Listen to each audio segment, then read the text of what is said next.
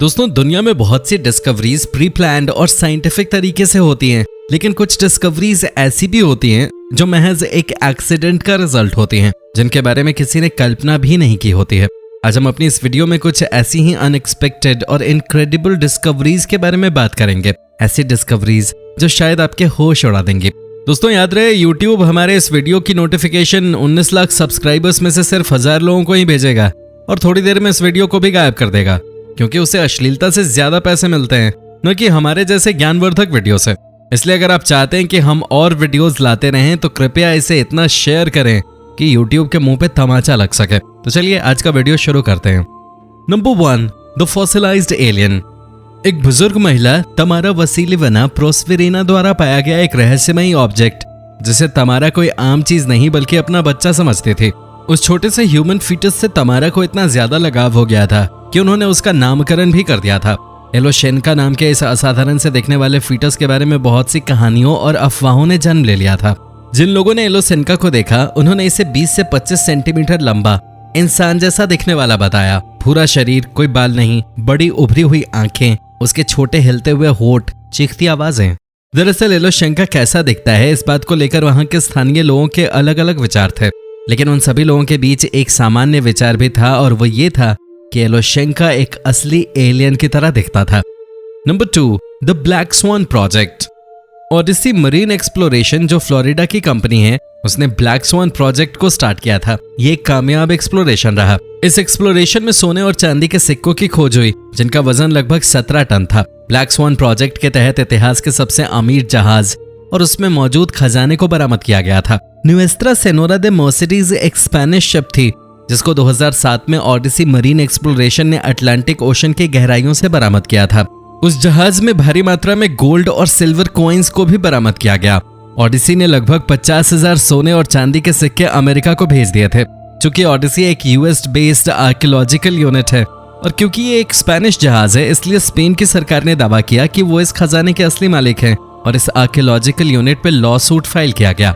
ये केस लगभग 5 साल तक चला और फिर अमेरिका की सरकार ने माना कि स्पेन की सरकार ही इस खजाने की सही मालिक है और सोना वापस स्पेन भेज दिया गया। स्पेन की सरकार ने इसको एक कल्चरल ट्रेजर के रूप में म्यूजियम में जगह दे दी। नंबर 3, एंशिएंट मायान म्यूरल।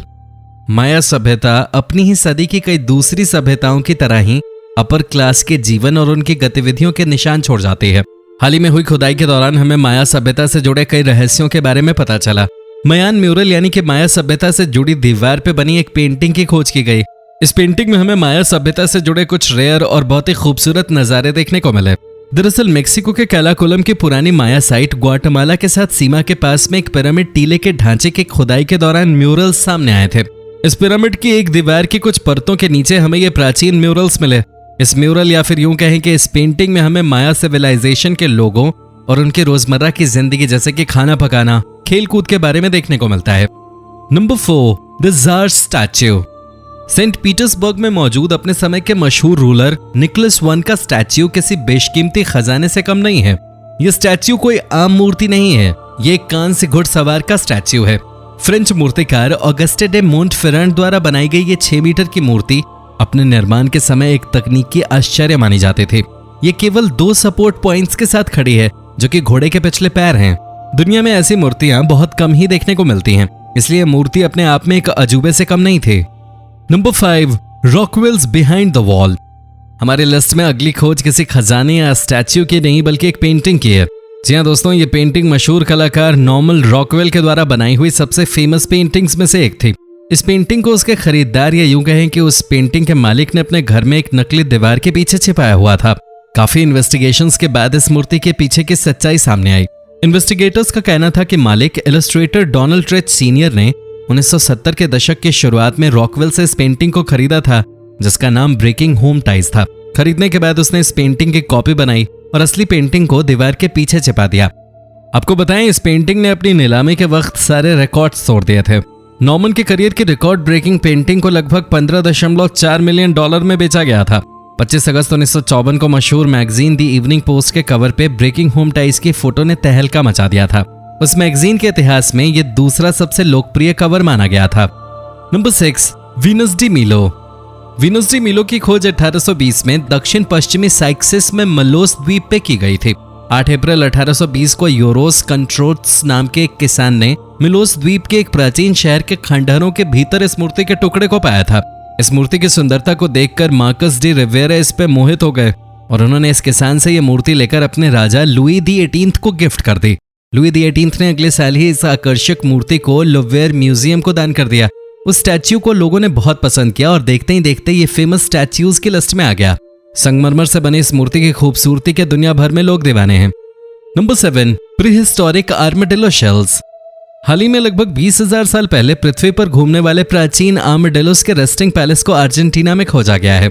इन आर्मेडिलो शेल्स की खोज एक आम किसान ने की थी। हुआ दरअसल यूं कि जुआन डी डायोस नाम का एक किसान नदी किनारे अपनी गायों को चराने ले जा रहा था। तभी उसने उस सूखी नदी में 2 अजीब सी दिखने वाली आकृतियां देखी।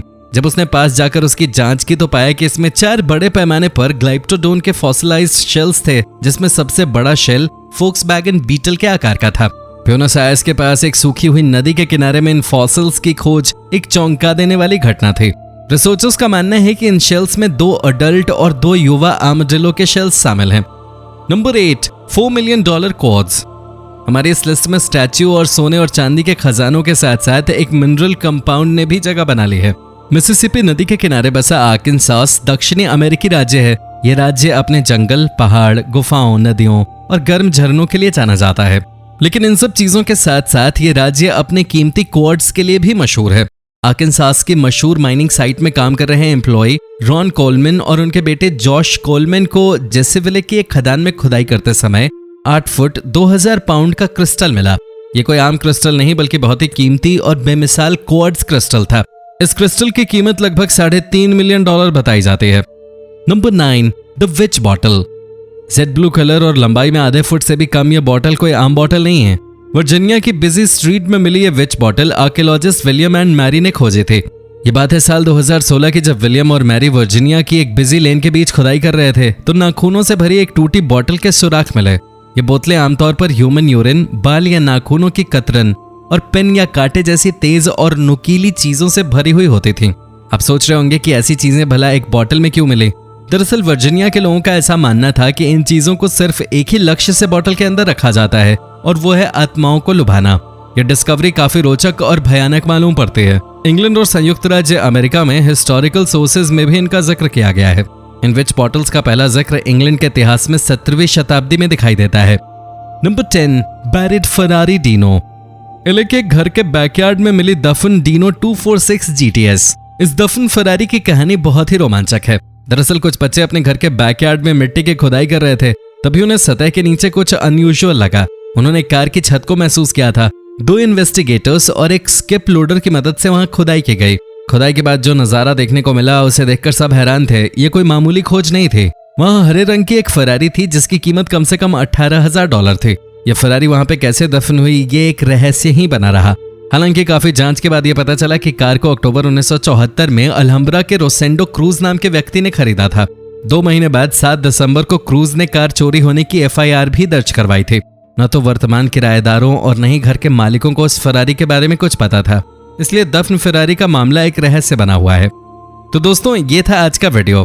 पसंद आया हो तो इसे लाइक और शेयर कर देना, और अगर आप हमारे चैनल पे नए हो तो इसे सब्सक्राइब करना मत भूलना। धन्यवाद।